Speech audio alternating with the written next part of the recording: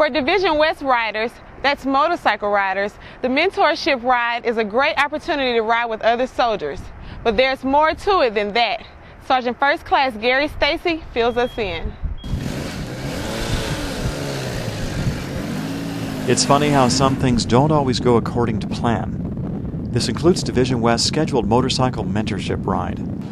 Oh, the ride took place, just recently in fact, but the very windy conditions did impact the activity. Yet for Division West riders, another more profound change began when a member from the local chapter of the Patriot Guard Riders requested assistance at a memorial in nearby Killeen. A homeless veteran would be honored, but in this case, not forgotten. Division West soldiers, including those taking part of the mentorship ride, joined the Patriot Guard Riders, many of whom are veterans themselves. We came here today because we have a veteran, a soldier, one of our own, who passed away. He was homeless, and we can't let that happen. The combined effort to recognize one of their own was heartfelt. In spite of the blustery conditions, this mission had met its goal. This is why we serve. Bottom line. When you're part of something bigger than yourself, you're never alone.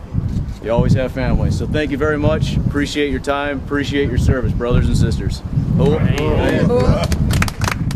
The original motorcycle mentorship ride was back on. What we're going to do now, like I said earlier, we're going to change the route a little bit. We're going to go up through Coppers Cove and take the highway up into Gatesville. There is a Shell station right there. That'll be our next stop. The excursion ventured into some of the more rural parts of central Texas. The roads were inviting, and the breeze, it was still there. But eventually, it was time for lunch, in the form of a vintage biker bar and grill, in a place called Cranfield's Gap.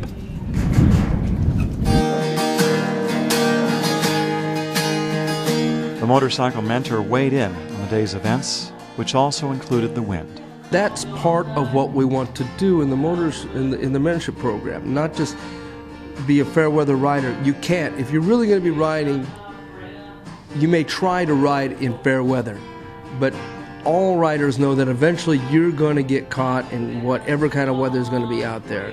Of course, the earlier experience, the one at the Veterans Cemetery, was also present.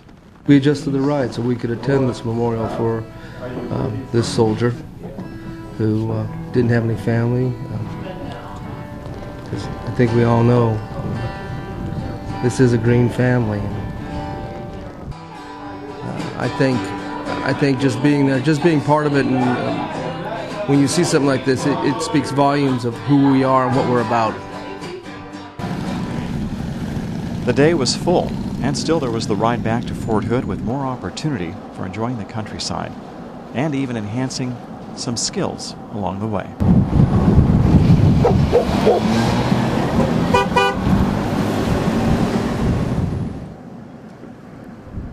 I'm Sergeant First Class Gary Stacy, reporting from Central Texas for First in the West.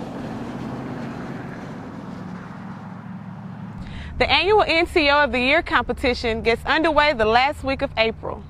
NCO and soldier boards will convene, and competitors must qualify with weapons, warrior tasks, and land navigation. We set a standard here that we are just as equal as any other unit, any other division in the United States Army, and by doing these things, we're going to move soldiers forward to FORSCOM and possibly the Army and show them that we have the same standards and we set the same standards here as anywhere else.